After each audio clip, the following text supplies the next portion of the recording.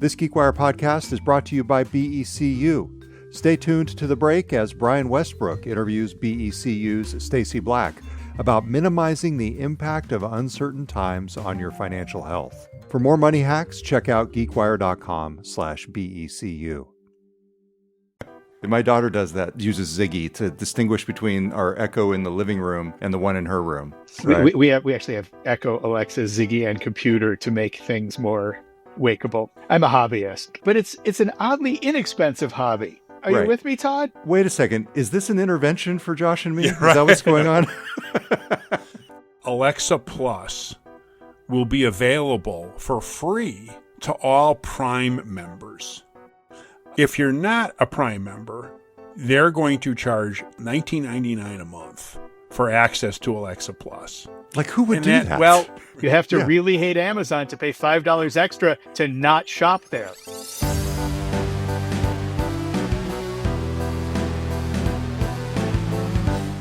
Welcome to GeekWire. I'm GeekWire co-founder Todd Bishop.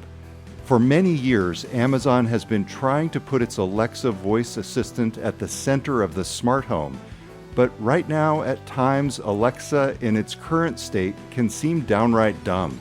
And for anyone who has used voice interaction modes in popular generative AI chatbots, the obvious question has become, why the heck can't Alexa talk to me like ChatGPT does?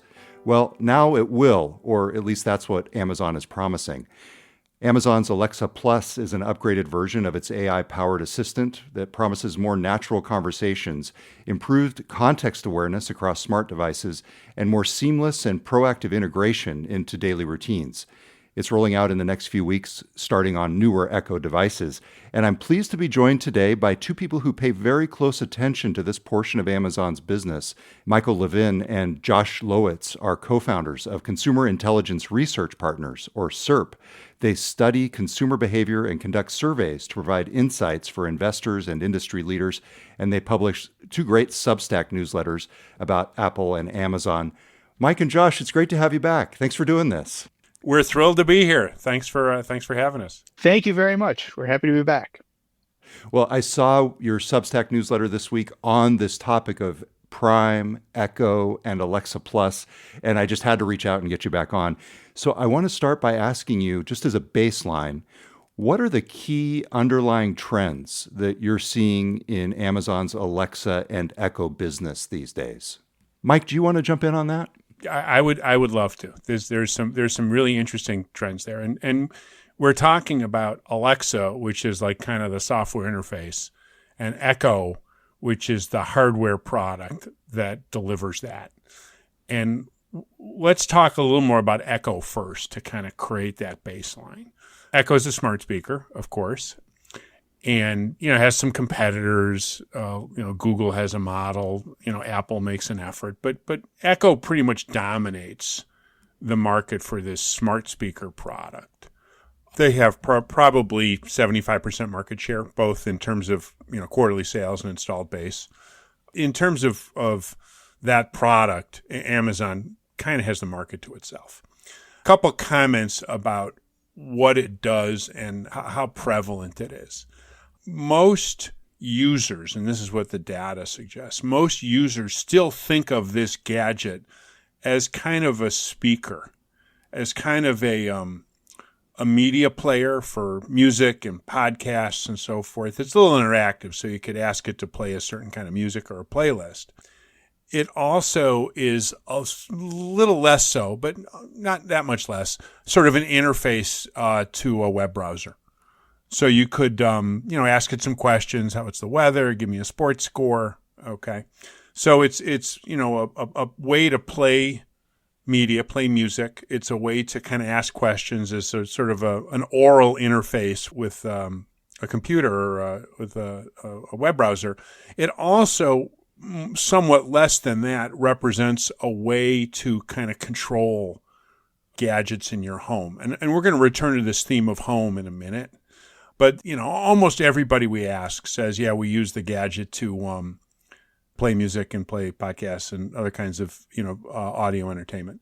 Almost as many, probably, I can't remember, 70, 80%, use it to, ask questions. How's the weather?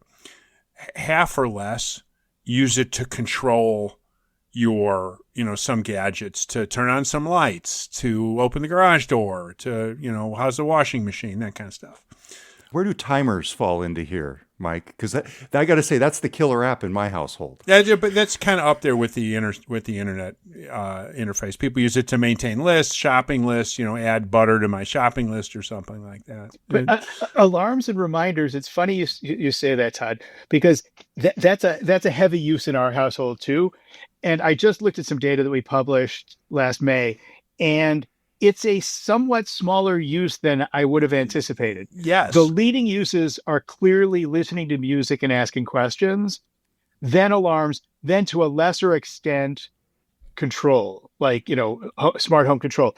But if we weren't in the data business, I would have guessed that alarms and timers were the killer app. And I remember, I'm dating myself here, as an early adopter, I remember the magical day when you could start naming your timers. And you could say, set a broccoli timer for 15 minutes and a potato timer for 25 minutes. And it became, it became that much more powerful for those of us who were ready to use it. Right. But I don't eat potatoes at Josh's house because he only cooks them for 25 minutes. But anyway,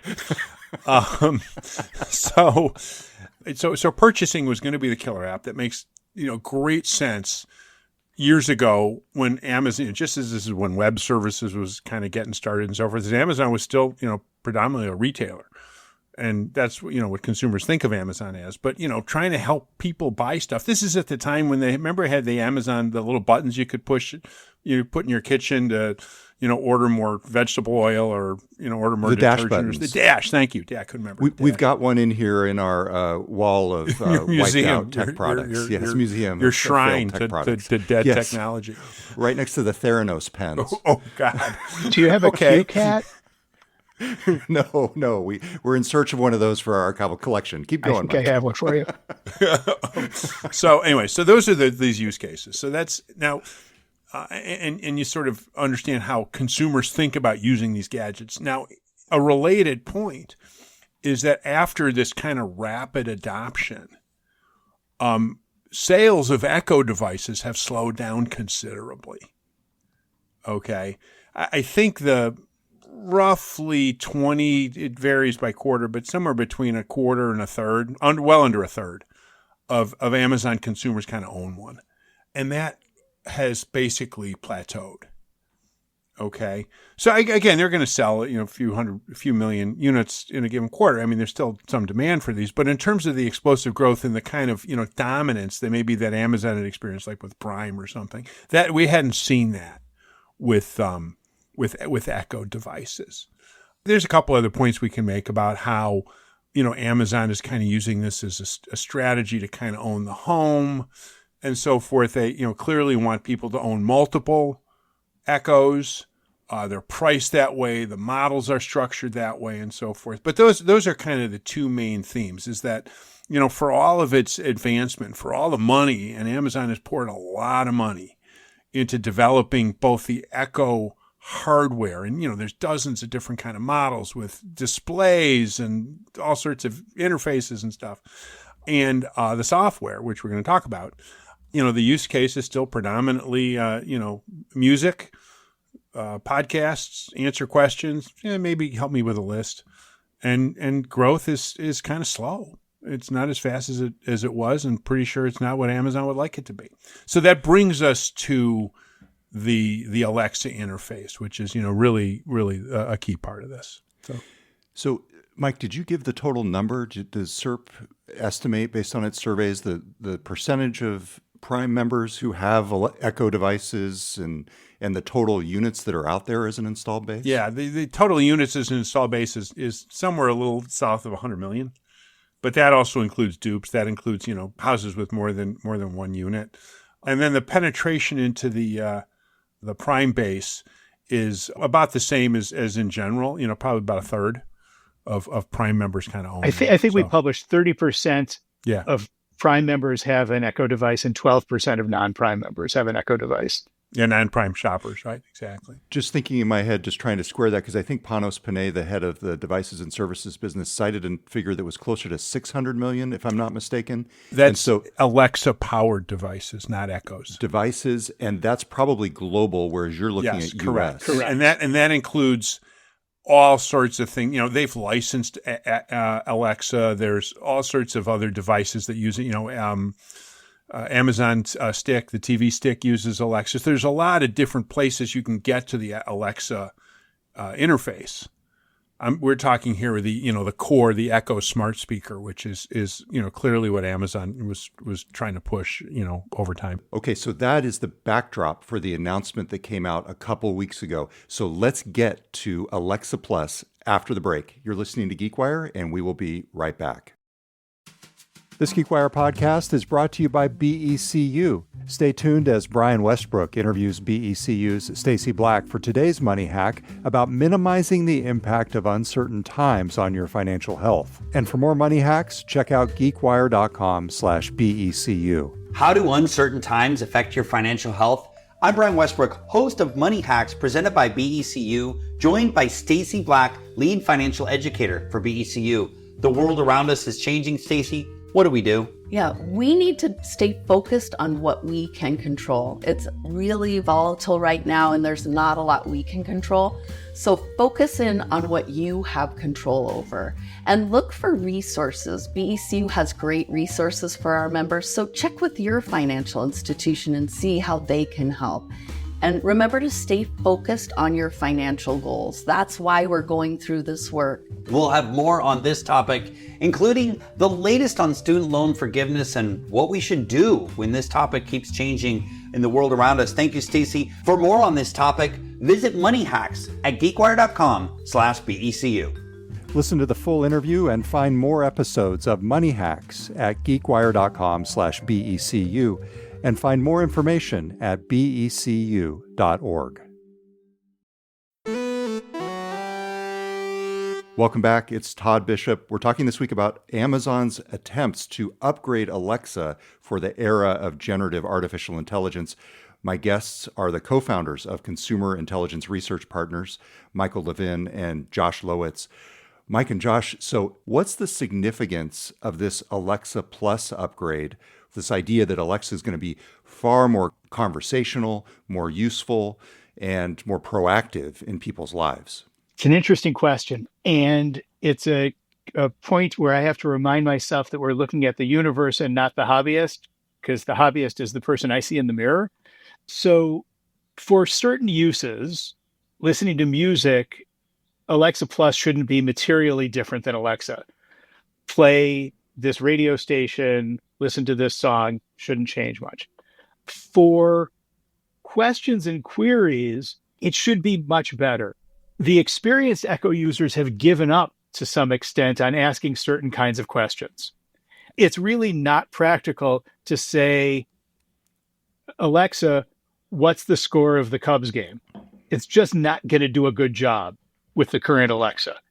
And it becomes a little bit frustrating because it's usually slow to reply in an uninformed and frustrating way. Not only that, but you have to re-invoke the wake word if you wait too long, and you have to say, Alexa or Ziggy or computer over and over and over again, to the point that, it's kind of cumbersome and not at all like using ChatGPT's voice mode.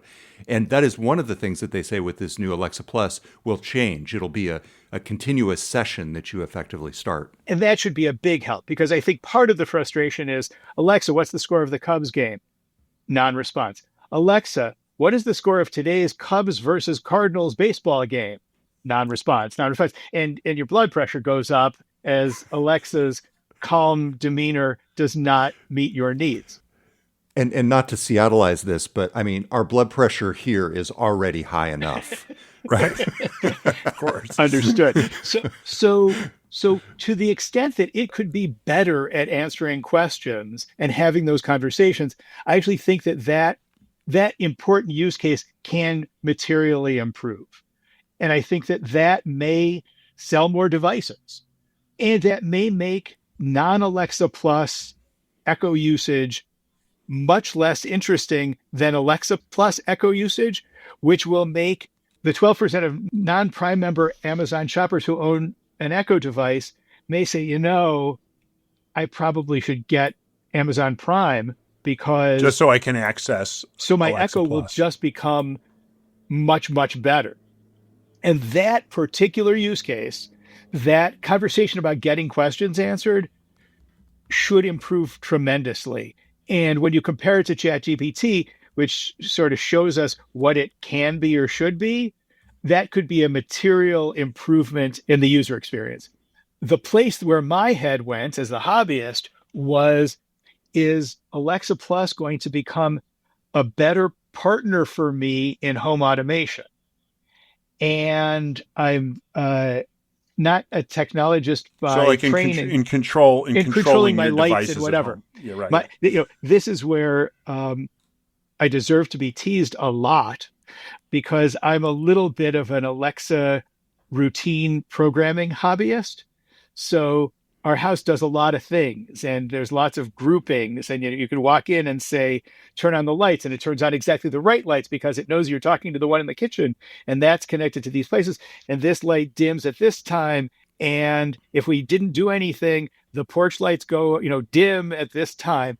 And if you say this when you walk into the laundry room, this series of events happens. In my mind, now, I like doing that myself, but I think there may be a world where Alexa Plus will become your thoughtful partner in your home automation, and where it may say things to you like, as our phones do, when you get on this Wi-Fi network, you tend to mute your phone. Do you want to have a rule that mutes your phone when you get on this Wi-Fi network? I think there's a world where Alexa Plus may say, you seem to turn on this group of lights at 5:00 every day. Do you want me to take care of that? That's not a conversation with Alexa Plus, but that's yet another AI enhanced use case. So in this realm, it feels like Amazon has a lot of advantages. They've got the installed base, they've got the Fire TV. But as I was reading through, especially the FAQ on how some of these things are going to work and some of the 50 different scenarios that Amazon had, suddenly the shortcomings also became very clear. Here's an example from one of the posts that Amazon put up on this. They said, if you don't have time to read multiple emails from the kids' school, you can now forward them to Alexa Plus to distill the essential information for you. And so it's the words forward them to Alexa Plus that really caught my attention, because that just underscores how much Amazon in this realm is not Microsoft or Google. Now, I want to be clear, there are connections. So like when you set up your calendar, you can connect it to your Outlook calendar or your Google calendar. Right. You can do that today. And Amazon has other things that are in the infrastructure that are going to be really helpful for Alexa Plus, like Voice ID. It already can distinguish between you and somebody else in your household if you set up a profile. But my dream is to have in my house the equivalent of the movie Her before it got creepy, right?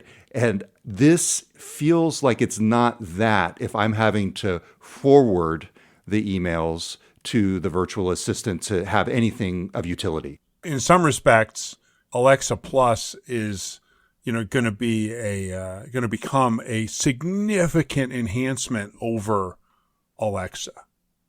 On the other hand, all it's going to do is help Amazon kind of catch up a little bit to where all sorts of other user interfaces are. In that respect, it's really just kind of the standard upgrade that users would kind of expect. They've been upgrading Alexa, periodically. You get new software updates and so forth for your Echoes.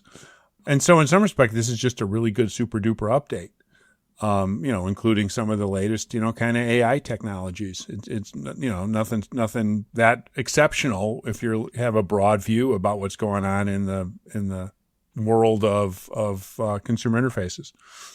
That said, they got into some of the functionalities of Alexa as an AI agent.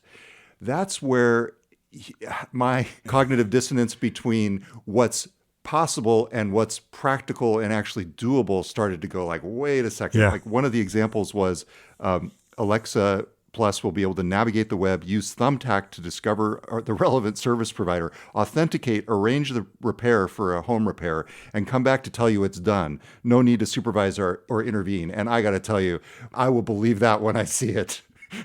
Right.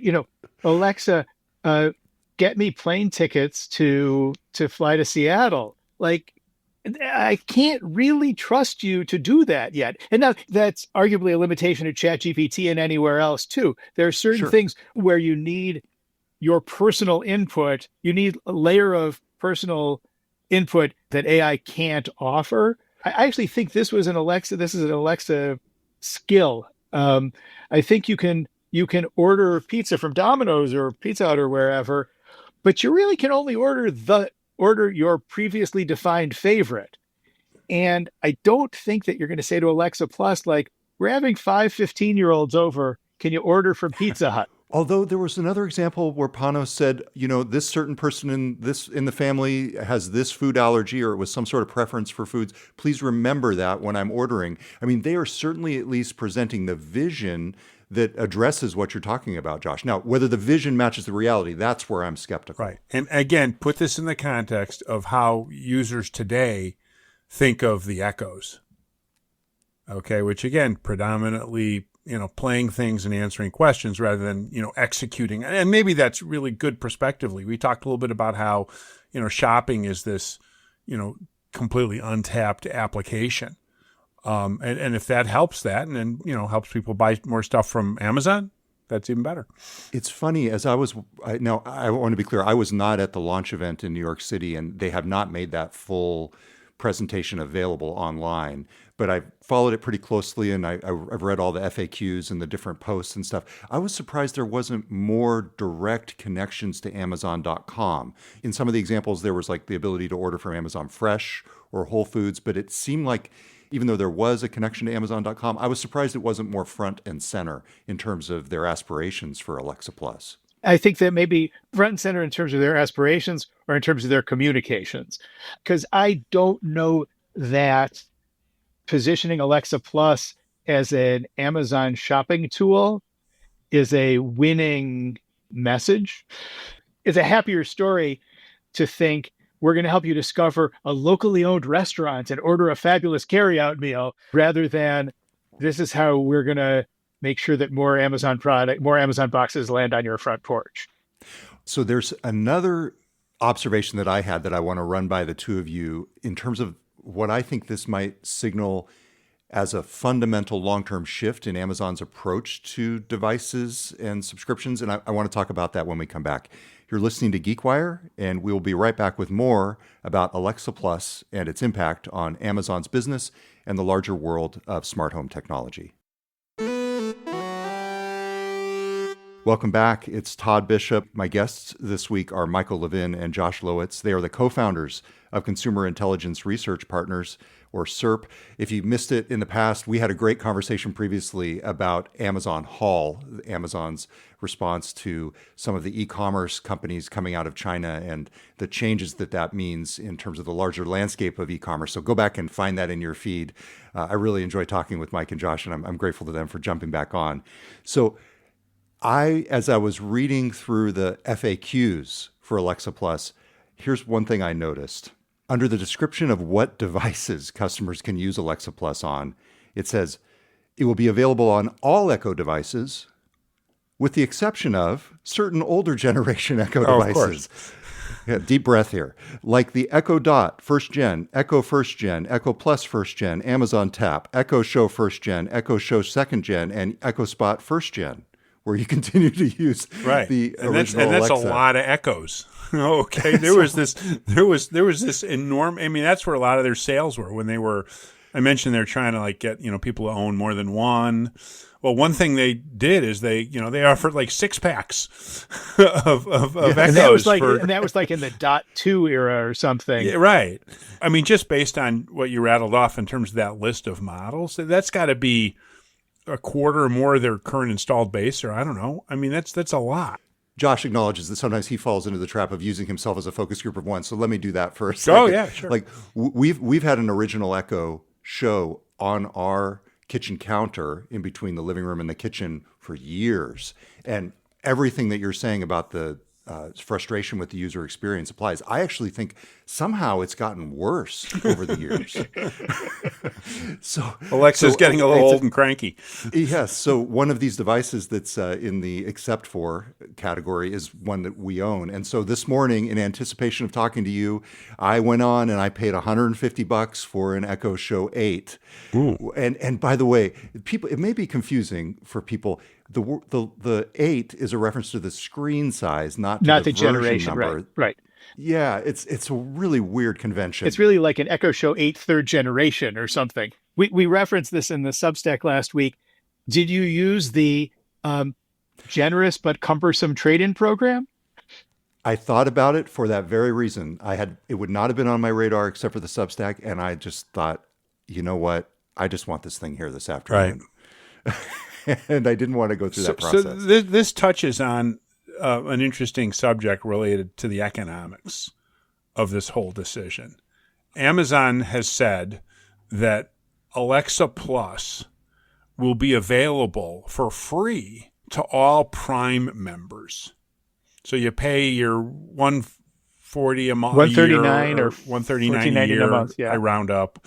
So if you're a Prime member, which of course is 75% of all U.S. Amazon customers are Prime members, you get Alexa Plus for free. Great. If you're not a Prime member, they're going to charge $19.99 a month for access to Alexa Plus. Okay. Like who would do that? Well, yeah, that's kind of weird. That was our closing joke in the Substack. We said you have to really hate Amazon to pay $5 extra to not shop there. To not get a Prime membership. But so let's tear that down a little bit. Forgetting the numbers that 3/4 of the Amazon shopping community is going to have this for free anyway, whether or not they own an Echo. Okay, because they're all Prime members. Okay, we are challenged to think of anybody who's gonna do this and not get a Prime membership. You might as well buy if you're gonna pay $20 a month for access to Plus, Alexa Plus, you might as well just get the Prime membership and get all the other benefits. And maybe that's part of what's going on there. But Prime membership is also plateaued. It's been at 75% of their installed base for at least a couple of years now. For perspective, 88% of Echo owners are Prime members already.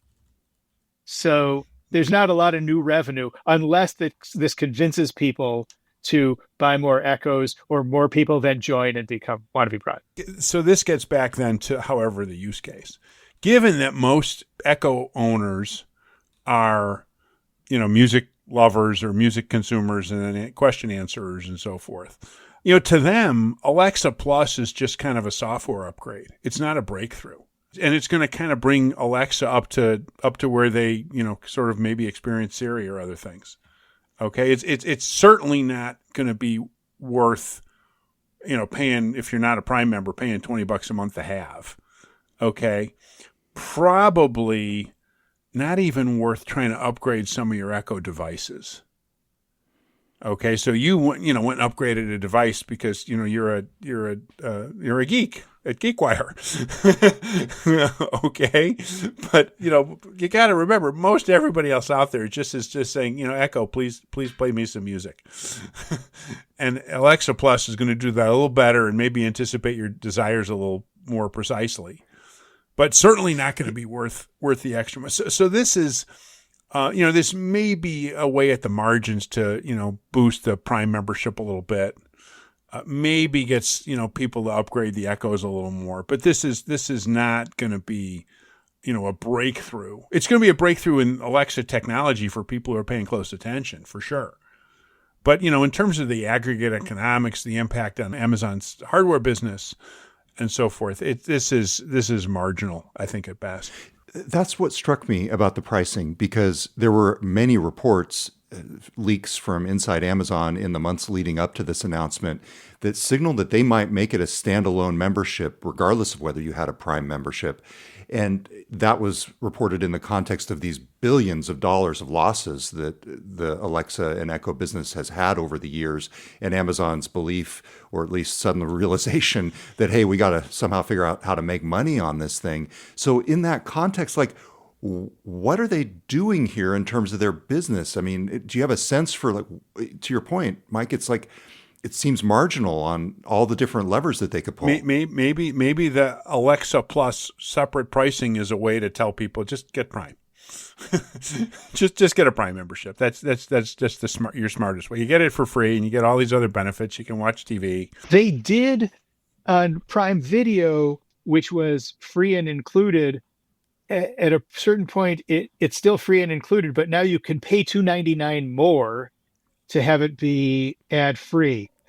There's a slight chance that this could get fragmented out of Prime and become part of a deluxe Prime tier, but that would certainly feel like a gift that was taken away. Whereas the way they were able to do it in Prime Video was more organic and more in keeping with their competitors, that, oh, you pay a little more at Hulu not to have commercials. So, and that's a great point about what competitors are doing here. Okay, competitors are not, clearly there's forms of ChatGPT you can, pay extra to get. Okay, but, the competitors, Apple, I don't see them charging, some sort of enhanced or a fee for enhanced Siri. That Apple's really good. They segment their marketplace. They have all sorts of upcharges for all sorts of software offerings and apps and so forth. Same with Google. Okay, and Android. I don't see them being able to pull off a wholesale, upcharge for this relative to competitors. That's an interesting point, because you had Google and Microsoft saying that Gemini and Copilot, respectively, and granted that's on the business side, but they're basically folding that into the larger subscriptions they have, which then seems to set a trend that Amazon may have followed here. Right. So that was kind of curious. They could have easily just announced Alexa Plus, saying, all you Alexa folks, there's going to be certain exceptions, old models don't support it or whatever, everyone's going to get it. But then adding on this additional free for Prime, but extra if you're not a Prime member, that was a very Amazon-esque kind of thing to do, I think, in a way. One of the other things that struck me was how visual some of this interaction is becoming. One of the things that Amazon announced is that they're going to have Alexa returning to the web browser.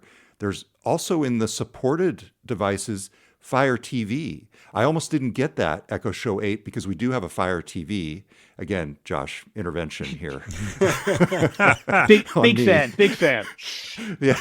So I'm hoping that this will work on my version of the Fire TV. But it's interesting to me how you're seeing this become not just audio, but also visual. And right. that seems to be another shift that's happening technologically with this. It's an interesting point, though, the whole screen takeover, because Amazon brought us to Echo because voice is super efficient and it's great to not have to look at a screen. It's better to be able to say to a machine, what time is it? Or more important, like, what's the weather today? And have it tell you, than to have to stop and look at a screen to see what the weather is going to be. That's better. It's a reality of maybe the volume of information that's being exchanged, or it may just be Amazon's vision of this, or it may be the other things that AI providers are doing, but it is pushing towards the screen-based devices. And the innovation has been in screen-based devices for Amazon in recent years, but I'm not positive that the interacting with an Echo with your voice and hearing its speaker isn't still part of the preferred experience. So we'll have to see how that plays out. You think people would rather have the old-fashioned speak and listen versus going to a monitor? That's yet to be seen. And different uses call for different things. Certainly, when your Echo wants to remind you that it may be time to reorder pet food, it actually is kind of better to have that conversation on a screen-based one, because it can show you what you're talking about. And it's really slow when it's just the voice saying, would you like a 16-ounce blah, blah, blah, blah, blah, blah, blah, blah, blah. It's priced at this, which is what you paid last time. That information can be transferred a whole lot faster if you're looking at a screen. But when you're getting dressed, it's nice to have it tell you the weather without looking at a screen. Hey, do you remember the shareholder letter long ago where Jeff Bezos talked about going to the beach in Florida and how proud he was to walk around and see Kindle devices dating back almost to the beginning. Yeah, right. Yeah. And the mantra that he was trying to get across was that Amazon wanted to make money when people used its devices, not when they bought them. Right. And seeing that long list of exceptions to the Echoes that will work with Alexa Plus, obviously some of that's technological, and they may just not have the technological innards to support it. Yeah.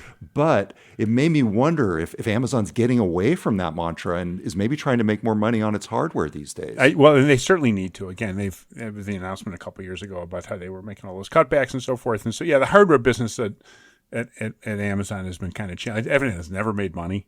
Maybe it's not making money. Maybe it's not losing. Yeah, maybe much. Losing less.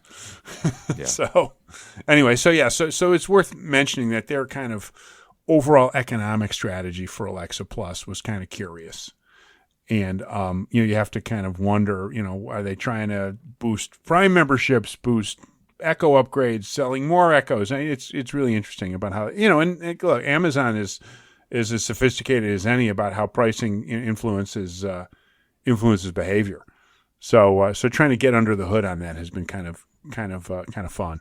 To some extent, it's so funny that we can say this in 2025 because we wouldn't have said it in 2023 and barely 2024. To some extent, AI is table stakes.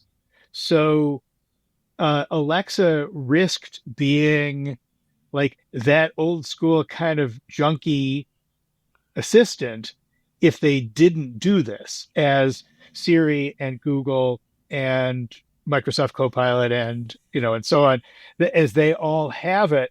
And the economic model is almost secondary to you just have to be an AI. And if you have to be an AI, where's it going to be? For Amazon, the most obvious place is in their smart speaker universe. There's probably I would assume there are teams of people who are thinking about AI as it relates to Amazon shopping. And I expect that we'll see those innovations. They may or may not get the same kind of consumer announcements, but we're going through another revolution here. And if you want to be a meaningful tech player for the next generation, you have to be in this. I'm old enough to remember the PC revolution in the 80s. And the internet revolution in the 2000s. And now this is the AI revolution in the 2020s. And the companies that participated are still here to talk about it. The companies that didn't aren't. Well, we're coming to the end of our time, but I really appreciate you both talking with me. And just as a preview for folks out there who are listening, I actually found out in the meantime that I'm likely going to be sitting down soon with Daniel Rausch, who is the vice president of Alexa and Fire TV, to talk about Alexa Plus as well. So I love this. This could be the first in a series because here we got the reality check.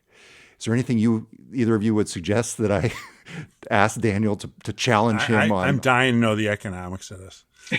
Okay. That's how I think about this stuff. Yes. And how do they think it's going to work as a procurement device, either from them or from other vendors? Like, how does it work to say, I'm having 6 15-year-olds over for dinner. Can you get me pizza? Perfect. I've been talking with Michael Levin and Josh Lowitz. They're the co-founders of Consumer Intelligence Research Partners. I will link from the show notes to their Substack newsletters. Highly recommend you subscribe to them. I'm a paid subscriber to the Amazon Substack, and I read it. It comes into my inbox, and it's one of those that I just jump right on. There's only a few newsletters that I really dig into willingly. Everything else is kind of an obligation, but yours is an opportunity to learn something. So Mike and Josh, thank you very much for joining me. You're welcome. Thank you. Thanks for listening, everybody. Curt Milton edited this show. I'm GeekWire co-founder Todd Bishop. We'll be back next week with a new episode of the GeekWire podcast.